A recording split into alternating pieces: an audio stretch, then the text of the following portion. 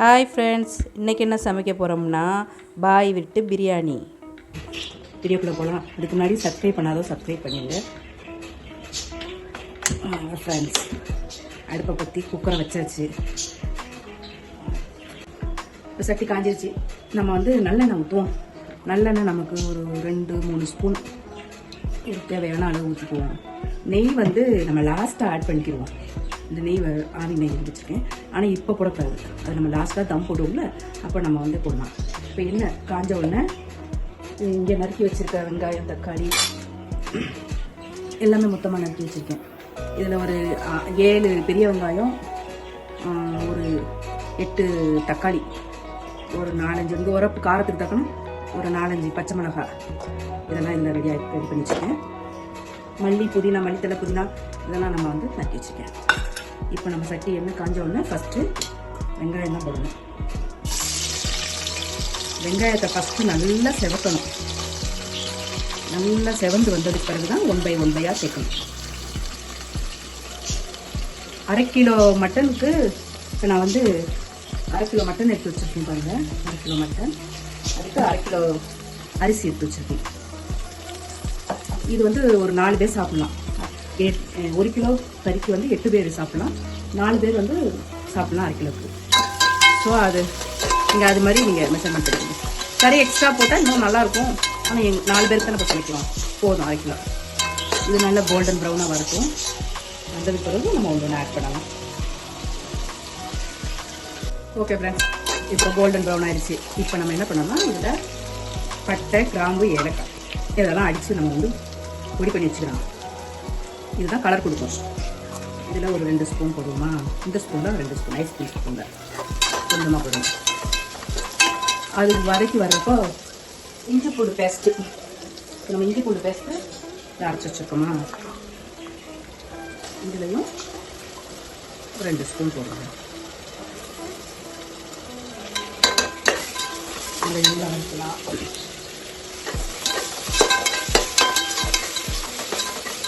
இதில் என்ன வேணும்னா தக்காளியை இது வதங்கி வந்தோடனே நம்ம தக்காளியை போடலாம். தக்காளி, பச்சை மிளகாய்,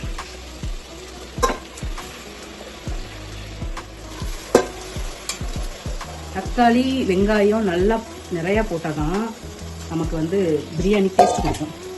இல்லைன்னா ஒரு மாதிரியாக வறட்சியாக இருக்கும். இதுதான் நமக்கு மசாலா. நம்ம பெருசாக மசாலா எதுவும் ஆட் பண்ண போகிறது இல்லைங்களா.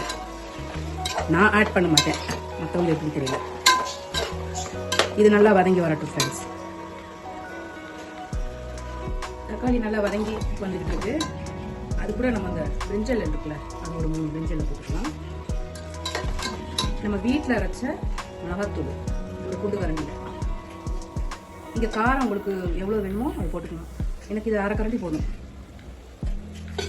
டேபிள் ஸ்பூன்னா ஒரு 2 ஸ்பூன் வரும். இதான் மசாலா. மசாலா வேறு எதுவும் நான் ஆட் பண்ண மாட்டேன். அதாவது ஃபஸ்ட்டு இப்போ சமையலே தெரியாமல் ஃபஸ்ட் டைம் பிரியாணி செய்கிறாங்க பார்த்தீங்களா, அவங்களுக்கு இது ரொம்ப ஈஸி.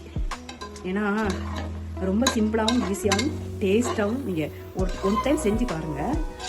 நான் எனக்காக சொல்லலை, நீங்கள் ஒன் டைம் நீங்கள் இதை பார்த்து நீங்கள் செஞ்சு பார்த்தீங்கன்னா நீங்கள் விட மாட்டீங்க. வாரம் வாரம் நீங்கள் சண்டே ஸ்பெஷல் இதுதான் உங்கள் வீட்டில். ஓகே, அணிஞ்சிருச்சு. இப்போ நம்ம இந்த கறியை இதில் ஆட் பண்ணலாம். தக்காளி, வெங்காயம் நல்லா வதங்கிட்டா தான் குழம்பு நல்லாயிருக்கும். சாரி, பிரியாணி நல்லாயிருக்கும். இந்த கிரேவி நல்லாயிருக்கும்.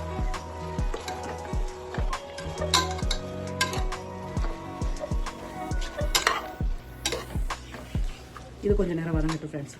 அப்புறமா நம்ம மல்லித்தலை, புதினா இதெல்லாம் நம்ம ஆட் பண்ணிக்கலாம். இது கொஞ்சம் வச்சுக்கலாம் லாஸ்ட்டாக போட. மல்லித்தலை, புதினாவை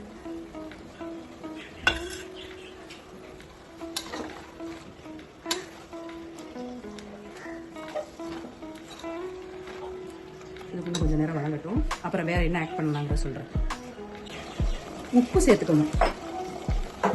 கறி போட்டதோட நம்ம உப்பு தேவையான அளவு நல்லா போட்டுக்கணும். கொஞ்சம் கரிச்ச மாதிரி போட்டால் தான் சோறு அரிசி போடுறப்ப கரெக்டாக இருக்கும். அதனால் கொஞ்சம் நல்லாவே உப்பு சேர்க்கணும்.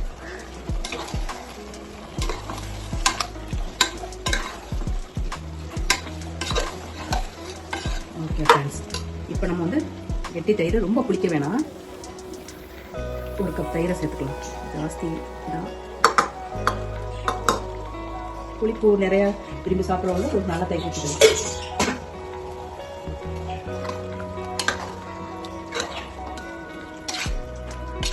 ஓகே ஃப்ரெண்ட்ஸ்,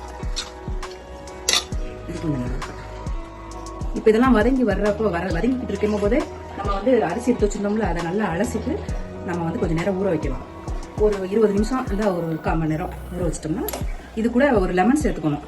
ஏன்னா நம்ம வந்து 1/2 கிலோ தானே பண்ணுறோம், அதனால நமக்கு வந்து ஒரு லெமன் போதும். அவ்வளோதான் ஃப்ரெண்ட்ஸ். இதோட நம்ம வந்து தம் தண்ணி 1 டம்ளர் தண்ணி இல்லை 2 டம்ளர் தண்ணி ஊற்றி மூடி வச்சிட வேண்டியதான். அவ்வளோதான் ஃப்ரெண்ட்ஸ், வதங்கிடுச்சு. இப்போ நம்ம வந்து தண்ணி ஆட் பண்ணிக்க வேண்டியதான். அந்த கறி மூழ்கிற வரைக்கும் ஒரு 2 டம்ளர் தண்ணி நல்லா பெரிய கப்பில் ஊற்றி வச்சுக்கணும். இப்போ நம்ம இந்த கிரேவியை வந்து கறி வெந்ததுக்கு பிறகு இப்போ 4 விசில் வைக்கணும். 4 விசில் வச்சு ஆஃப் பண்ணிட்டு நாங்கள் உங்களுக்கு காட்டுறேன். ஓகேவா? இப்போ பிரியாணிக்கு வந்து சைட் டிஷ் வந்து தக்காளி ஒரு 10 தக்காளியை வந்து மிக்ஸியில் நல்லா நைஸாக அரைச்சிட்டு அது நல்லா தண்ணியெல்லாம் வச்சு வெந்து வரட்டும். இப்போ வீடியோ லென்த்தியாக போகும். நமக்கு பிரியாணி செய்கிறது தான் இதை நான் வீடியோ எடுத்து போடுறேன். இந்த ரெசிபி நான் நெக்ஸ்ட் வீடியோவில் நான் போடுறேன். வாங்க ஃப்ரெண்ட்ஸ், இப்போ குக்கரில் வந்து 4 விசில் வச்சு ஆஃப் பண்ணி சட்டிக்கு மாற்றிட்டேன். நல்லா கறி வந்து ஒன்றும் உடையாமல் வெந்திருக்கு. இது நல்லா கொதிச்சு வரட்டும். இப்போ நம்ம என்ன பண்ணோம்னா இதில் வந்து அரிசி ஆட் பண்ண போகிறோம். கொதிச்சிருச்சு. இது கூட நம்ம வந்து அரிசியை ஊற வச்சுருந்தோம்ல, அந்த அரிசியை நம்ம இதில் ஆட் பண்ண போகிறோம். யாரும் சொல்லாத ஒரு டிப்ஸ் சொல்லித்தரேன். இப்போ தண்ணி வந்து 1க்கு 2ன்னு அளவு வச்சு ஊற்றிக்கிட்டு இருப்பாங்கல்ல, அந்த மாதிரி இல்லாமல் நான் என்ன பண்ணுவேன்னா, இதில் ஒரு என்ன டிப்ஸ்னால், இப்போ நம்ம அரிசி போட்டிருக்கோம்ல, அந்த அரிசி கூட நம்ம 1 இன்ச்சு அளவுக்கு கொஞ்சம் தூக்கலாக இருந்துச்சுன்னா தண்ணி நமக்கு கரெக்டாக இருக்கும் பிரியாணி. இல்லை எனக்கு மெஷர்மெண்ட் தான் வேணும் அப்படின்னா, இங்கே வந்து அரிசி நம்ம வந்து 3 டம்ளர் வருமா 1/2 கிலோக்கு, அதுக்குன்னா 6 டம்ளர் தண்ணி வேணும். அந்த நம்ம குழம்பு மாதிரி வச்சுருக்கோம்ல அந்த கறி, அந்த இதையும் அதை நீங்கள் இது பண்ணிக்கோங்க, கணக்கில் சேர்த்துக்கோங்க. ஓகேங்களா? இப்போ நம்ம இது வந்து கரெக்டாக இருக்குது. இது வந்து அந்த ட்ரை ஆகட்டும். அப்புறம் நம்ம தம் போடுறது எப்படின்னு நான் சொல்கிறேன். இப்போ ஓப்பன் பண்ணி பார்க்கலாமா? ஓகே, இந்த ஸ்டேஜில் நம்ம தம் போடுற வேண்டியதான். இந்த மாதிரி தண்ணியும் அரிசியும் லெவலாக வந்துடணும். இந்த டைமில் என்ன பண்ணணும்னா நம்ம தம் போட்டுற வேண்டியதான். இப்போ நான் இந்த நான் சட்டி வந்து எனக்கு குக்கர் டைப்பு இந்த மாதிரி லாக் பண்ணிக்கலாம். இல்லைன்னா நீங்கள் வந்து குக்கரில் பண்ணலாம். இதே மாதிரி குக்கர்லேயே தம்மில் போடலாம். இல்லை சட்டியில் பண்ணணும்னா மேலே வந்து வெயிட் வைக்கணும். இப்போ நான் இது இவ்வளோதான் ஃப்ரெண்ட்ஸ். இப்போ நான் வந்து இது மூடி 20 நிமிஷம் இஞ்சி தட்டுற கடைக்கு மேலே வச்சுருவோம். 20 நிமிஷம் ஓப்பன் பண்ண வேணாம். என்னடா நெய்யை ஆட் பண்ணலன்னு பார்த்தீங்களா, அதில் லாஸ்ட்டாக நான் சொல்கிறேன். 20 நிமிஷம் கழித்து நம்ம ஓப்பன் பண்ணுவோம். சைடிஷும் ஆயிடுச்சு. இப்போ 10 நிமிஷம் கழித்து நம்ம தோசை கல்லை அடுப்பில் வச்சுட்டு மேலே தம் போடணும். அதை நான் வந்து சொல்ல மாட்டேன். நீங்கள் கேட்டுக்கிட்டே இருந்தீங்களா நெய் ஊற்றலையான்னு. இப்போ தான் நம்ம நெய்யை ஆட் பண்ண போகிறோம். நெய் 2 ஸ்பூன் நெய்யை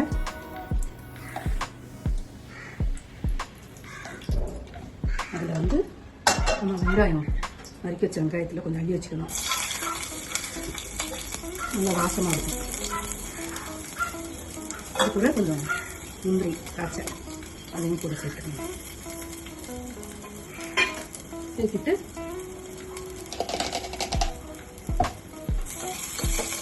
கொஞ்சம் சேர்ந்து வந்தோன்னா நம்ம அதில் வந்து ஊற்ற வேண்டியதான். 20 நிமிஷம் ஆயிடுச்சு ஃப்ரெண்ட்ஸ். இப்போ நம்ம ஓப்பன் பண்ணி பார்க்கலாமா? பார்க்கலாம். இடையில நீங்கள் திறந்து கொஞ்சம் சரி பண்ணுறான்னு பண்ணிக்கலாம். ஓப்பன் பண்ணி கொஞ்சம் சரி பண்ணிக்கலாம். பாருங்கள், சோறு ஒன்று உடையாமல் கறியெல்லாம் உடையாமல் கரெக்டாக இருக்கு. ஓகே ஃப்ரெண்ட்ஸ், இப்போ நான் வந்து இது கூட நம்ம குறைச்சி வச்சுக்கோங்க. முந்திரி திராட்சை வெங்காயம் இதை வந்து நம்ம இதில் ஆட் பண்ணிக்கலாம். அவ்வளோதான் ஃப்ரெண்ட்ஸ். சாப்பிட்டா ரொம்ப ஈஸியாக இருக்கும். சண்டே ஸ்பெஷலாக நீங்கள் வந்து வாரம் நீங்கள் பசங்களுக்கு இது செஞ்சு கொடுக்கணும். அவ்வளோதான், பிரியாணி ரெடி. வாங்க சாப்பிடலாம். இதை நான் ஒரு பவுலில் மாற்றி நான் காட்டுறேன். ஓகேங்களா? வாங்க ஃப்ரெண்ட்ஸ் சாப்பிடலாம். பிரியாணி ரெடி ஆயிடுச்சு. உங்களுக்கு பிடிச்சிருக்குன்னு நினைக்கிறேன். அவ்வளோதான் ஃப்ரெண்ட்ஸ். பிடிச்சிருந்தா லைக் பண்ணுங்கள், ஷேர் பண்ணுங்கள், சப்ஸ்கிரைப் பண்ணுங்கள். ஓகே காய்ஸ், பாய்.